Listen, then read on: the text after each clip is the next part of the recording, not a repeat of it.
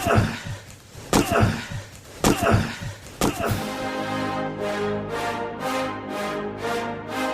rolls out to the right, pitches off to Taylor, and Taylor's to the 20, down to the 15, down to 10, 5, 4, 3, 2, 1. Touchdown, Billy Taylor! Touchdown, Billy Taylor! Billy Taylor scored a touchdown from 21 yards out. The crowd goes berserk. It was November 22nd, 1969. That they came to Barry, Michigan, all dressed in maize and blue. The words were said, the prayers were read, and everybody cried. But when they closed the coffin, there was someone else inside.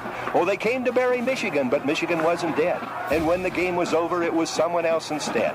11 Michigan Wolverines put on the gloves of gray, and as the organ played the victors, they laid Woody Hayes away. Under center is Wangler at the 45. He goes back. He's looking for a receiver. He throws downfield to Carter.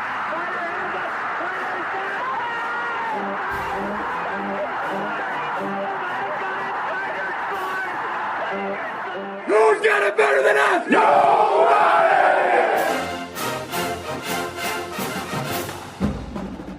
Welcome to the Michigan Man Podcast on Wolverine Sports Radio, a member of the V Sporto Network, and in partnership with SB Nation's Maize and Brew, for Wolverine fans from coast to coast. Go Blue, and welcome to our Penn State Visitors Edition for this week. I'm your host, Mike Fitzpatrick. Here with us in just a few minutes will be the radio play-by-play voice of Penn State football, Steve Jones. First, my view from Section 17, and a few thoughts from James Franklin. Well, in these times, recording a show can be quite the adventure. The news, and you know what news I'm talking about, changes from minute to minute. So as of Monday afternoon, as I prepare to get this show up, here is the latest. Reports have surfaced, though without many details, that a former employee at a Big Ten football program said it was his job to steal signs, adding he was given details from multiple league schools to compile a spreadsheet of play-calling signals used by Michigan last year. The AP reports the employee said he recently shared the documents, which showed the Wolverine signs and corresponding plays, as well as screenshots of text message exchanges with staffers at other Big Ten schools with Michigan. The spreadsheet was compiled with details from a handful of coaches and programs across the Big Ten. The AP added that the alleged actions by conference schools potentially violate the Big Ten sportsmanship policy, which could lead to punishment by the commissioner's office.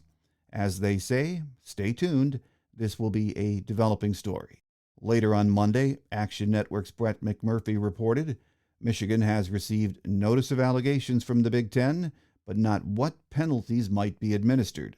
As previously reported, U of M is prepared to fight any penalties in support of due process. Amidst all this, we have a football game to play Saturday, and it is a big one. So let's turn our attention to that. At his Monday presser, James Franklin talked about the Michigan offensive line and our running backs. You know, with them offensively, I just think they do a really good job of getting a hat on a hat. So a really good job of IDing the front, being able to get their being able to get their six blockers on our six most dangerous defenders. And I think Corum's got the ability to have tremendous vision and balance, and behind the line, because they're able to get a hat on a hat, he's patient. And then once he does decide to go, he's got the ability to burst through the hole. Even though he's an undersized guy, he's a powerful guy, and he's always falling forward. And then, obviously, they got a change of pace back as well, who's made some huge plays in the passing game and is explosive in Donovan. So they got two really good backs. They got experienced offensive line. They've done a good job being aggressive each year in the transfer portal on the offensive line. So they've been able to bring in experienced guys. I think the two guys they brought in, one was a captain at Stanford and one was a captain at Arizona State. So they got veteran guys in that room, whether it's their own guys or guys that they've gone out and gotten. Franklin said he's seen improvement from JJ this year, but he and the offense really haven't been challenged yet. Yeah, I think he's just a more experienced player. He's always been able to make plays with his feet, but he's just improved, kind of well-rounded. He's throwing for a higher completion percentage. He's doing a great job of protecting the football.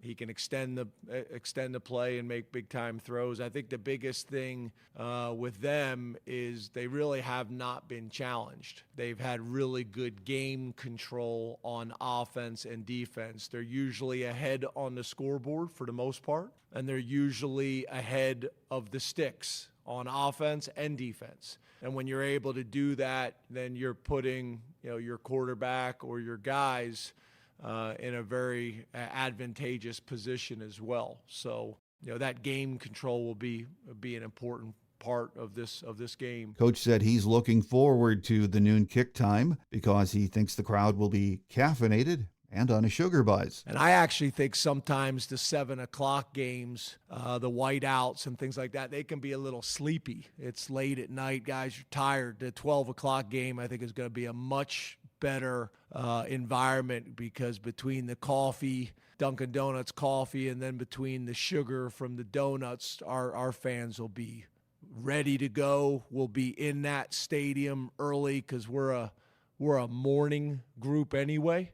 So it's going to be ideal, but I hope that the environment will also be something that's going to be difficult and cause some challenges, because when you can get penalties and get people behind the sticks, they have not had to play that way a whole lot this year. So that'll be a big part in the game. He also mentioned he's focused on film right now, not the controversy swirling around Michigan and the Big Ten. I'm focused on all the stuff I see on film. That's what we're focused on, is all the stuff that we see on film, their players, their scheme, all the stuff. When I say see on film, what we see on the coach's copy of the film, the stuff that's going on between the sidelines, the 53 and a third, that's what we're focused on.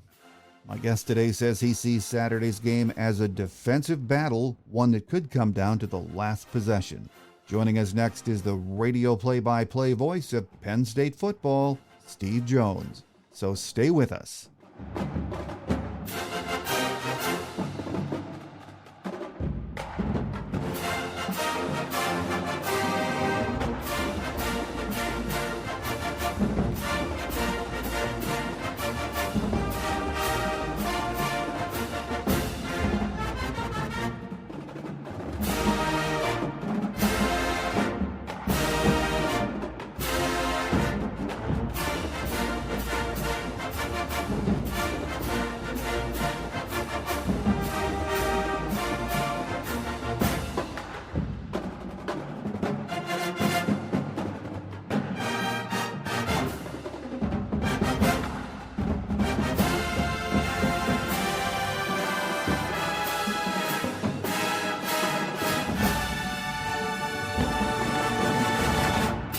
Joining us on the Visitors Edition of our show as we get ready for a big game in Happy Valley is the radio play-by-play voice of Penn State football, Steve Jones. Welcome back, Steve. Mike, it's always great to be with you. Well, Steve, I was able to see bits and pieces of Saturday's win over Maryland. I have to say that was as good as I've seen Penn State look this year. It was complimentary football. Great effort, wasn't it? Best all-around game they've played this season. They were able to get out of the gate against Maryland, which is a team, Mike, that you put them on their script. They usually script the first 12 to 15 plays, and they're really successful at it. They had scored on their opening drive of the season, all touchdowns, 5 of the 8 games this year going into the game. And Penn State stopped them on the opening drive, and then Penn State scored on its opening drive. And you felt like that set the tone for the entire day. Penn State was able to stop them early, and they kept getting stops as the game went. And really, if it wasn't for a series of penalties, which would be the negative in the game for Penn State, they may have shut Maryland out. I mean, that's how well they played in the game. And then offensively, they just had a really good rhythm, a good mix between run and pass, and it was one of the better games that Drew Aller has played this season. Drew Aller was 25 of 34, 4 TDs. Again, this was as good as I've seen him look so far this year. He was just really sharp, wasn't he? Yeah, he was. He was accurate with the football, Mike, and that was a big part of it for Penn State. The fade he throws in the corner to Dante Cephas, you can't throw it better than that. Then he had to improvise on a touchdown pass to Theo Johnson. That worked out really well. but that was his ability to see the field on that one. Then the touchdown pass he threw to Tyler Warren was one where it had to be an absolute dart, and it was. And so those are all three different types of throws that he made during the course of the game. And when you see a quarterback doing that, JJ's like that, because, I mean, JJ can make every throw. Now you're seeing a guy that really is settled in and playing good, solid quarterback. And, when you look back at the beginning of the season, the expectations were so high for Drew, and he's a kid loaded with talent. We've all known that, and we've seen it. But do you think he's at this point of the year starting to settle in now and coming into his own in a way? I think so, because, let's look at JJ, because JJ's having a great season, right? Mm-hmm. For Michigan, JJ McCarthy. When JJ first got integrated into what Michigan was going on, Cade McNamara was still there, and they were able to feed him a little bit here and a little bit there. And he had that tough game at Michigan State in the middle of that. And those are part of the growing pains for any quarterback. To suddenly get in there and then you make a mistake. And he threw JJ, if I remember, threw an interception in the end zone in that game. And you fight your way through it, but in the end, you learn from it. You end up being better for it. So here's now JJ McCarthy into his second full season as the starter, third year overall. And you can see the efficiency with which he plays because the game is slowed down.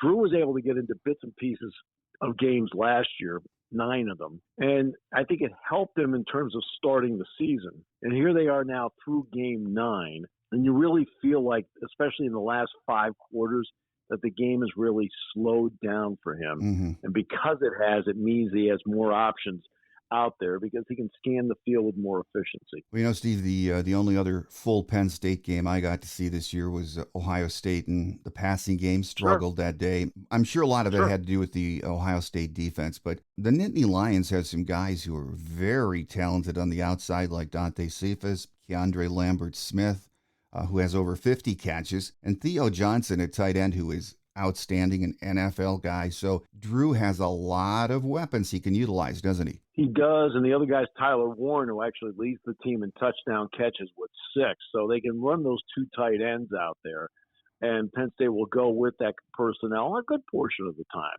And then there's the running backs in the pass game, Mike.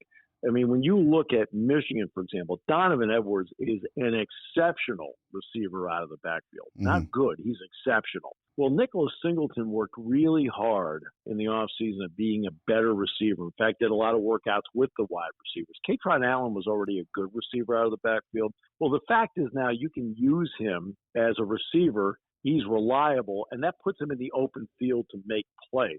And one of the key plays in the win over Indiana was a 28-yard pass play over the middle to Nicholas Singleton. So the running backs also are a critical part to what's going on here because Drew doesn't always have to take it and load it up and fire it deep. He'll check it down and allow those backs to make some plays.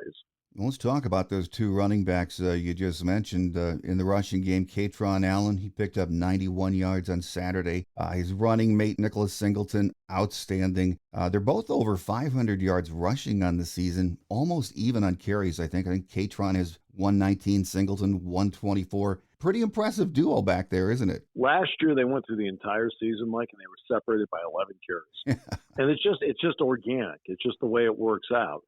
The last 2 games, though, Allen has been the guy that stylistically has fit how Penn State needed to play in the game. He's more of a jump cut, power, quick guy inside. Singleton's the home run hitter. And that's been the frustrating part here at Penn State, at least for the fan base, is that he hasn't gone out and hit the home run yet this year after hitting a whole bunch of them last year. He's had to go with quickness into the hole and a lot more power this year because of the way it's played out. But it's really a nice compliment that you have 2 different styles of running back. That way it depends on which guy has the hot hand, and you can get to the 4th quarter and you go with the guy whose style is working the best. Well, we're sort of going through the same thing here where, last year we broke a lot of big ones with Blake and Donovan. Not happening so far this year, and, most fingers point to the offensive line. So I know before the season, if a lot of writers and analysts had questions, it was about how good is this Penn State offensive line. So what would you say about that group? Well, Saturday was their best game, I thought. I thought they played really well. I mean, it wasn't until the last 5 minutes of the game they gave up a tackle for loss in the game. So you're coming off that kind of performance. Olu Fashanu is a top 5 NFL pick. All right, at left tackle. Simple as that, and he's just that good. Now the other guys they've had injuries at the left guard spot. Landon Tangwall's out for the year. J.B. Nelson missed a couple of games, so we're down to the third guard at one point. But it seemed like they were more cohesive in this game, and I thought they were actually decently cohesive, especially in the second half of the Indiana game. So I think you're starting to see signs that they're playing better. But remember, I think if you look at the games, Mike, with Michigan and Penn State, I've seen similarities. People are loading up the box against them. And that's what's happening for Blake and for Donovan and Khalil and everybody there, that people are loading the box against them. They're putting 7, occasionally sneaking up an 8th guy. And the same thing's happening with Penn State. They're trying to make Drew Aller beat them.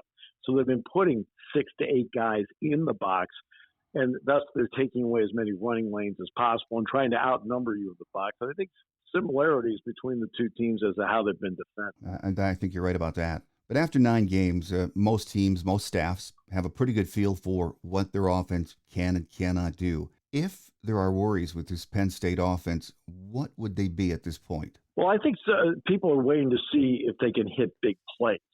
They've been able to put together the time-consuming drives. And I'll give you an example. I think Penn State has, 48 scoring drives this season? Mm-hmm. I would say in the past, 40 out of the 48 would have been drives of 4 minutes or less.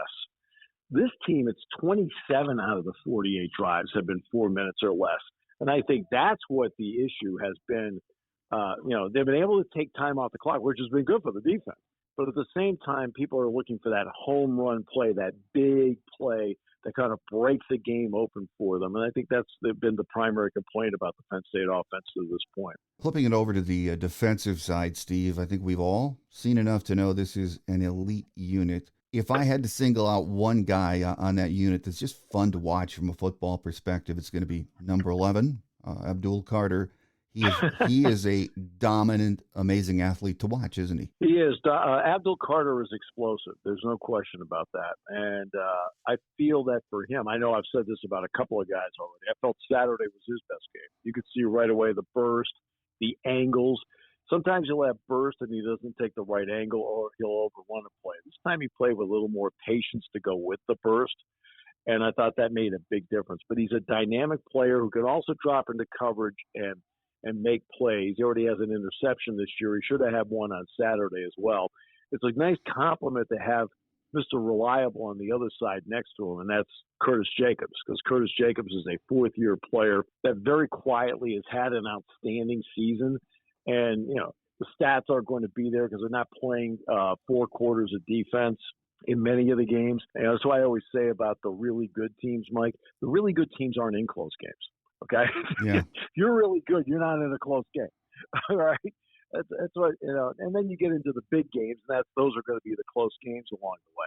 But that's what's happened for the most part with Penn State. I mean, Penn State had their Indiana game like Florida State had their Boston College game. Everybody has a game like that. Well, we hear a lot about Michigan's front seven here, but that Penn State group, they're as good as any in the country, aren't they? You have Chop Robinson off the edge who can be dynamic. Denai Dennis Sutton off the edge can be dynamic.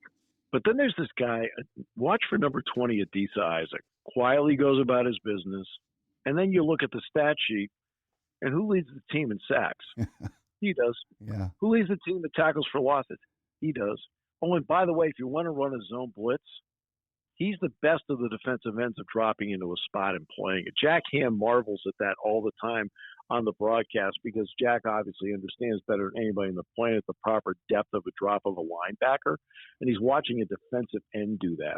What's really helped, too, is the secondary is really good. They'll play 6 defensive backs in certain sub-packages.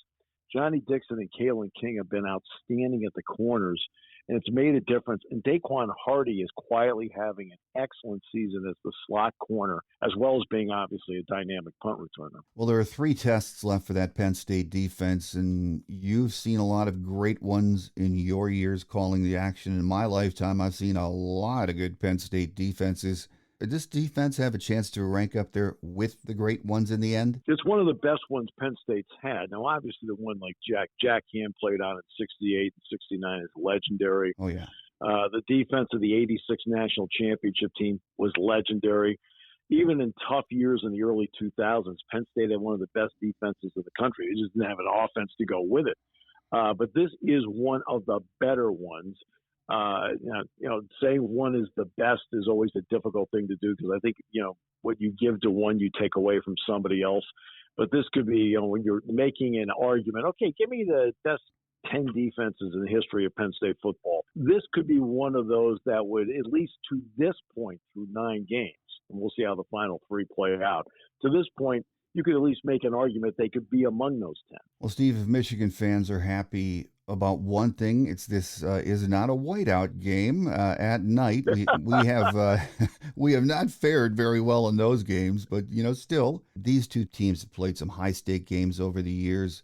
But this is the biggest in a long time, isn't it? It really is because you're coming down the stretch. It's not an early season game. This has all the feel of a game that has college football playoff implications to it for both teams along the way. So when you get to this point of the season and you have a high stakes game like this is the kind of game. This is why players wanted to go to Michigan.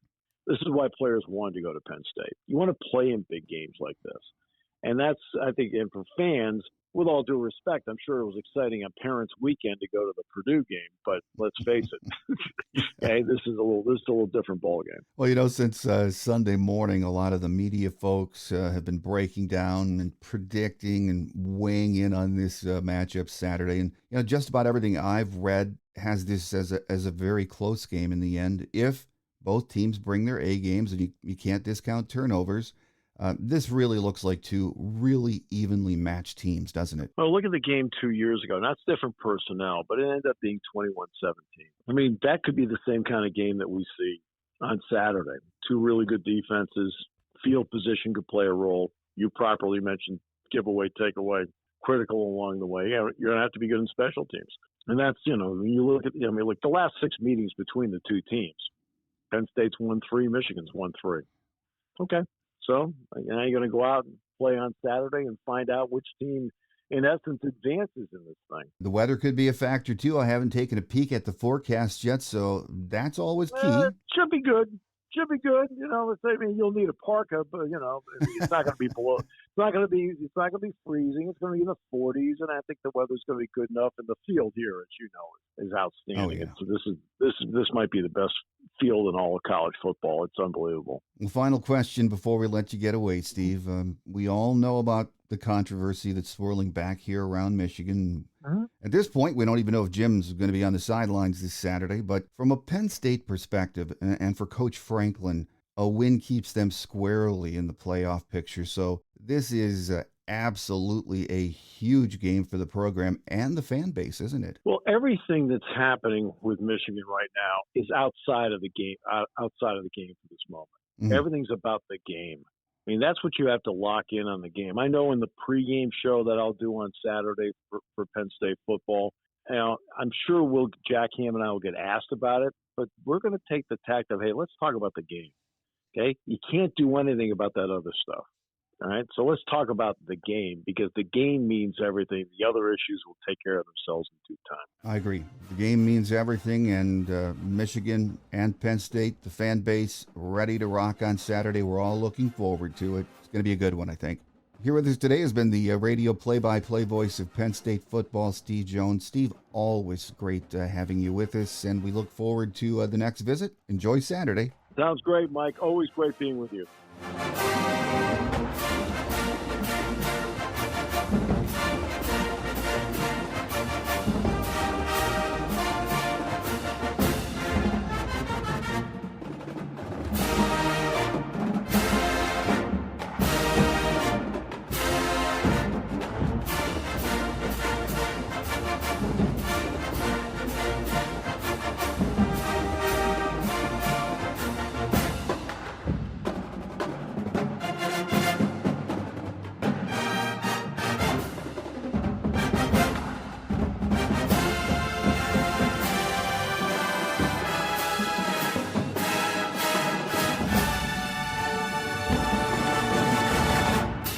On Quick Hits today, as I mentioned at the top of the show, what was breaking news 30 minutes ago is old news when it comes to this Big Ten confrontation with Michigan. As of now, we have until Wednesday to respond to the notice of allegations, so it should be a crazy week. On Thursday's Game Day show, my scheduled guest is Chris Ballas, but as most of you know, he has been front and center covering this story for The Wolverine and The Wolverine on 3. So if Chris can break away from all of that and give us a few minutes, he'll be here. If not, we'll grab one of our other writers or media personalities. That will do it for our Penn State Visitors Edition this week. I'm your host, Mike Fitzpatrick. Have a great Wolverine week, everyone. Don't forget to join us on Thursday. Until we meet again, take care, and as always, go blue. Thanks for joining us today on The Michigan Man, here on Wolverine Sports Radio, a member of the V Sporto Network, and in partnership with SB Nation's Maize and Brew. Our listener lines are open 24/7 for your calls at 313-263-4842.